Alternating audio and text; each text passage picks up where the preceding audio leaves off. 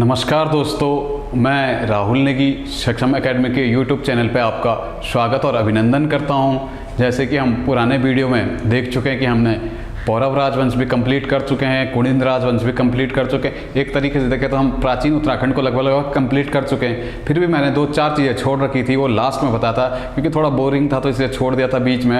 अब चलते हैं हम उत्तराखंड की बेसिक चीज़ों पर, उत्तराखंड की प्राचीन जातियाँ, इन चीज़ों पे थोड़ा बहुत चर्चा करेंगे।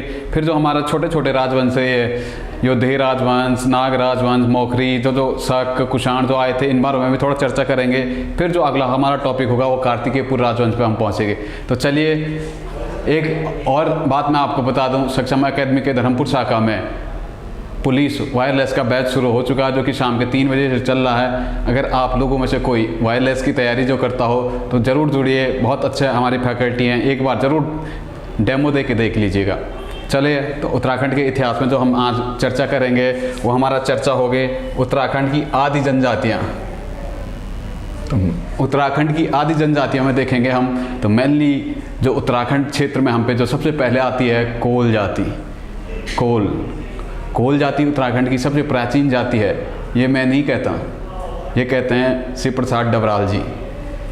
उत्तराखंड में जो कोल जाति है ये सबसे प्राचीनतम जनजाति मानी जाती है। कोल जाति को माना जाता है कि कोल जाति का निवास स्थान उत्तराखंड में ऋग्वैदिक काल से भी पुराना टाइम से कोल उत्तराखंड में निवास कर रही है।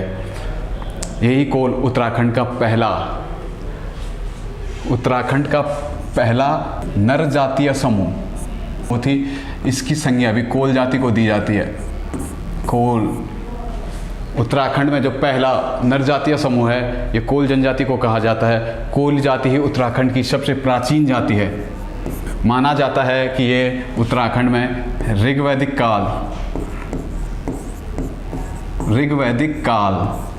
काल से पूर्व उत्तराखंड में ये लोग निवास करते थे। तो उत्तराखंड में कोल जाति के बारे में जो हमें जानकारी मिलती है, मेनली ये उत्तराखंड की सबसे प्राचीन जाति थी। दूसरी बात, ये उत्तराखंड का पहला नरजातीय समूह है। तीसरी बात, ये ऋग्वैदिक काल से भी पुराने टाइम से हम पे यहाँ पे निवास कर रही है। तो कोलों के बारे में बेसिकली जो हम इनकी सामाजिक पद्धति देखेंगे तो हम पे मिलेगा कि इनकी जो सामाजिक पद्धति देख रहे हैं हम उत्तराखंड में, तो पहले इनका देख लेते हैं साहित्य विवरण। जो मैं पहले साहित्य स्रोत में बता चुका हूँ, कोलों को साहित्य में मुंड, शर्बर और दास्यु, कोलों को जो वर्णन मिलता है हमें साहित्य स्रोतों में वो मिलता है मुंड, शर्बर और दास्यु। 3 नाम से ये कोलों का हमें वर्णन मिलता है, मुंड, शर्बर और दास्यु। एक बात याद रखिएगा, ये थोड़ा यूके पैटर्न पे बहुत ज़रूरी हो जाता है कि मुंड और शर्बर, दास्यु इनके आने के चांसेस ज़्यादा हैं पेपर में, तो इन बातों पे थोड़ा फोकस कर लेना। मेनली जो कोल जाति का साहित्यिक स्रोतों में नाम मिलता है हम पे मुंड, शर्बर और दास्यु। फिर आगे बढ़ते हैं तो हम देखेंगे कि उस टाइम कोल जाति में इनका खान पान, रहन सहन क्या था, थोड़ा इनकी इनके सामाजिक चीज़ें थी, इन पर भी थोड़ा चर्चा कर लेता हूँ। तो इनका समाज, मेनली जो समाज था ये पशुपालन, कृषि ये लोग करते थे। पशुपालन और कृषि से ये अपनी आजीविका कमाते थे। यही इनका आय का मेन स्रोत था कोल जाति का, पशुपालन और कृषि। फिर इसमें हम आगे बढ़ेंगे तो देखेंगे कि हम यह जाति जो थी कि प्रकृति की पुजारी थी। प्रकृति में हम पाएंगे पर्वत, पहाड़, तालाब, ये इन चीज़ों की हम पूजा कोल जाति करती थी। फिर इसी में जो अगला आता हमारा देवी देवताओं की भी ये पूजा करते थे। इनमें क्या था कि मेनली एक बात जो आती कि ये कोल जाति प्राचीन जाति थी, नरजातीय समूह था। इनमें जो मेन बात आती थी, ये देवी देवताओं को खुश करने के लिए मानव बलि, देवी देवताओं को जो खुश करने के लिए थे, इनमें मानव बलि की प्रथा थी। देवी देवताओं को खुश करने के लिए इनमें जो प्रथा मिलती हम पे, एक थी मानव बलि प्रथा। ये चीज़ थोड़ा इम्पोर्टेंट बन जाता है इस जनजाति क्षेत्र से। सबसे पुरानी जाति जो थी कोल थी, इनमें जो देवी देवताओं को खुश करने के लिए हम पे मिलेगा तो ये मानव बलि की प्रथा पे काम करते थे। फिर और देवी देवताओं को खुश करने के लिए इन पे एक और चीज़ आती है, ये जागर। जागर उत्तराखंड क्षेत्र में जो गायन की शैली होती है, पुराने लोगों को जो समाज को जागृत करने के लिए जो गायन की शैली है, इसे जागर कहते हैं हम। तो जागर और मानव बलि की प्रथा ये देवी देवताओं को खुश करने के लिए करते थे। फिर इन पे एक और तीसरी बात आती है कि कोलों के पश्चात जो इस क्षेत्र में इसमें एक और प्रथा हम पे आती है, कोलों पे कुमार कुमारी प्रथा। कुमार कुमारी प्रथा, कुमार कुमारी प्रथा। अगर कभी यूके 8380 में एक बात ध्यान रखेगा, कभी यूके 8380 में इस पैटर्न पे क्वेश्चन बनता है कि उत्तराखंड की किस जाति में, किस आदि जाति में कुमार कुमारी प्रथा का प्रचलन था, तो हम पे आंसर आता है कोल। अगर आता है कि उत्तराखंड के किस जनजाति क्षेत्र में, जनजाति आएगा तो कुमार कुमारी प्रथा आई थी। हमारी शौका जनजाति क्षेत्र में, पिथौरागढ़ क्षेत्र में कुमार कुमारी प्रथा अभी बीच प्रचलन में थी। तो ये बात थोड़ा क्वेश्चन की भाषा पे पकड़ के करना। उत्तराखंड की आदि जनजाति पूछेगा तो कोल में तो कुमार कुमारी की प्रथा थी। तो माना जाता है कि कोल जनजाति पे ये फैक्ट हम पे थे। फिर कोलों को हरा के इस क्षेत्र में हम पे आते हैं किरात। अब देखिए थोड़ा किरातों के बारे में भी पढ़ लेते हैं हम। जो दूसरी जनजाति, जो दूसरी आदि जाति इस क्षेत्र में आती है, वो मेनली होती है किरात। किरात लोग जो थे कि मेनली कोल जाति को हरा के इस क्षेत्र में प्रवेश करते हैं। तो किरातों का जो मेनली उल्लेख हम पे मिलता है, पहले तो मैं साहित्यिक स्रोतों में बता चुका हूँ इस बात को। इनका स्कंद पुराण के केदारखंड में स्कंद इनका उल्लेख हम पे मिलता है। स्कंद पुराण के केदारखंड में इनका उल्लेख हम पे मिलता है।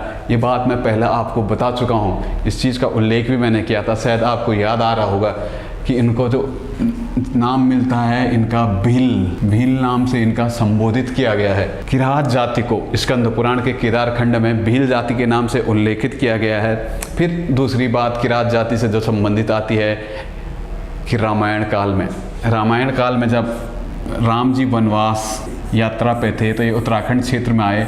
तो माना जाता कि हिंदाव पट्टी जो टिहरी में है, तो जो इनका प्रारंभिक स्वागत किया था, प्रारंभिक स्वागत उत्तराखंड क्षेत्र में श्री रामचंद्र जी का किया था, तो वो किरात जाति थी। फिर इन किरातों से देखें तो हम हिंदाव पट्टी पे हम पे वशिष्ठ आश्रम, वशिष्ठ गुफा, इन चीज़ों का भी उल्लेख हमें उत्तराखंड में मिलता है, जो कि ये रामायण कालीन थी।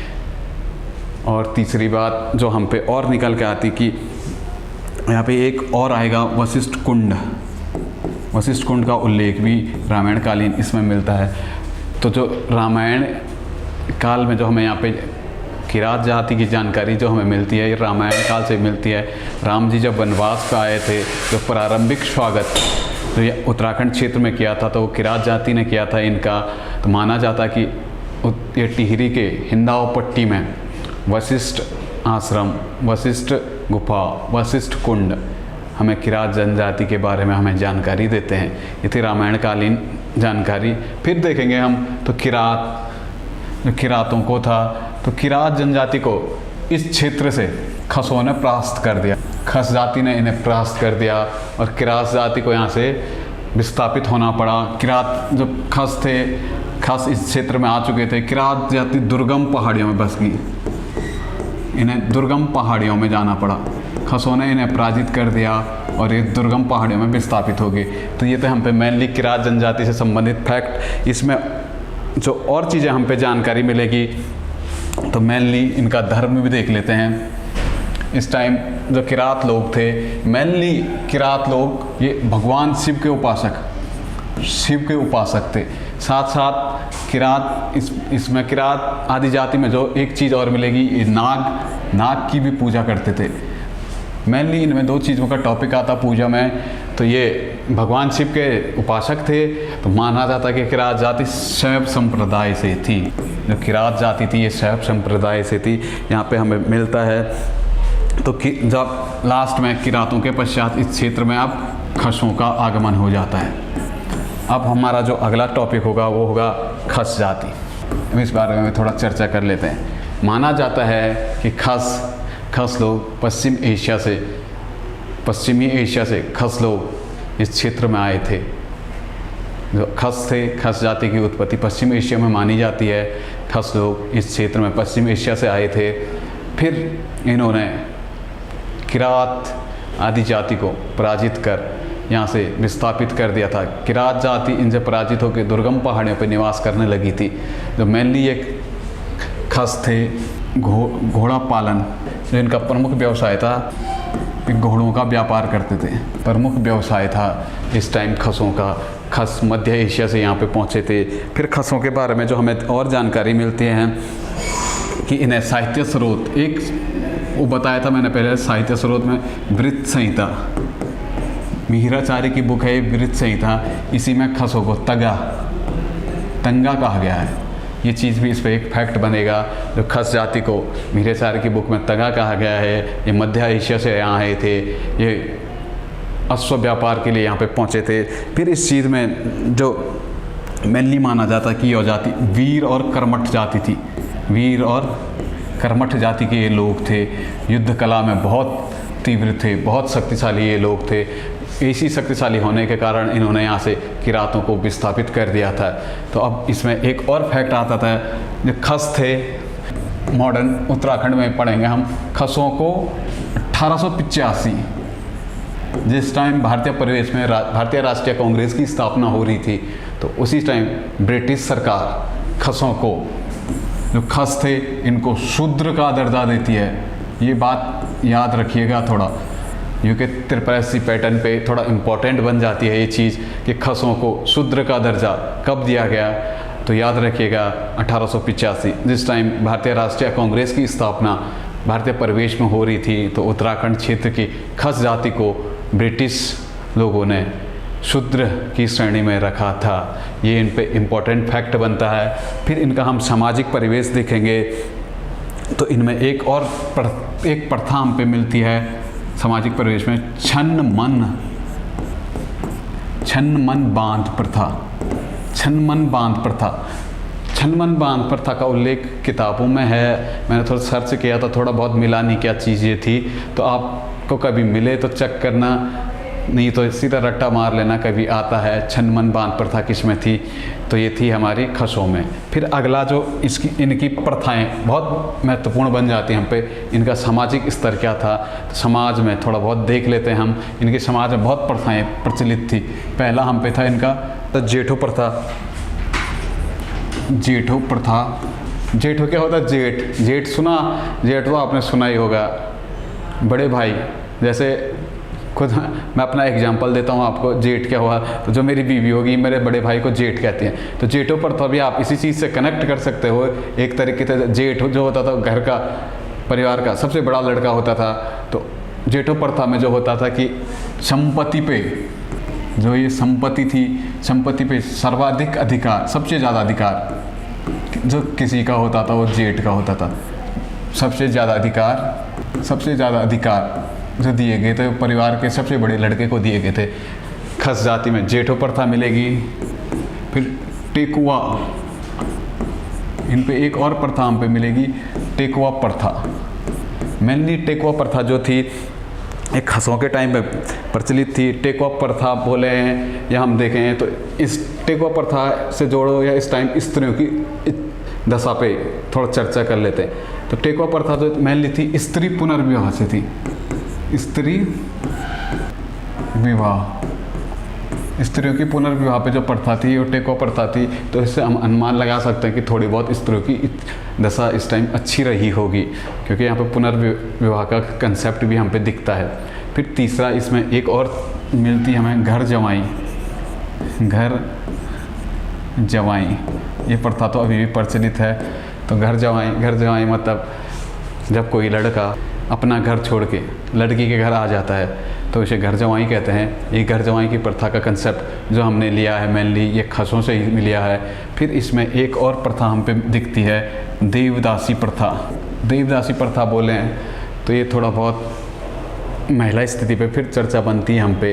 देवदासी प्रथा जो थी कि मेनली क्या होता था उस टाइम पीरियड में, जब परिवार में जब सबसे बड़ी लड़की का जब जन्म होता था, परिवार की जो सबसे बड़ी लड़की का जन्म होता था तो उसे मंदिरों के लिए दान कर दिया जाता था, वहीं वो दासी बन जाती थी। इसी कारण इसे देवदासी नाम से हम जानते हैं।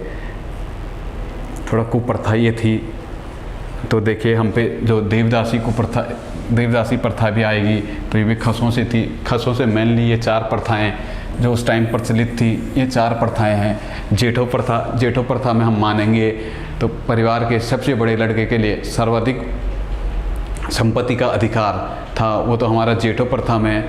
फिर देखिए हमारा टेकवा प्रथा स्त्री पुनर्विवाह की बात करेगा। फिर हम पे आएगा घर जमाई में जब हम किसी लड़की वाले जब किसी लड़के को अपने घर रख लेते तो वो घर जमाई का प्रथा थी। ये कंसेप्ट हमने खसों से लिया है। फिर हम पे देवदासी प्रथा आती है।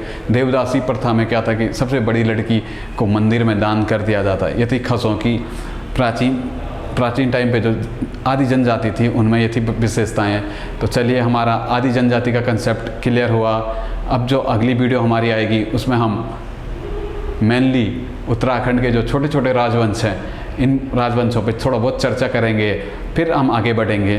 तो धन्यवाद, आज के लिए इतना ही, मिलते हैं जल्दी।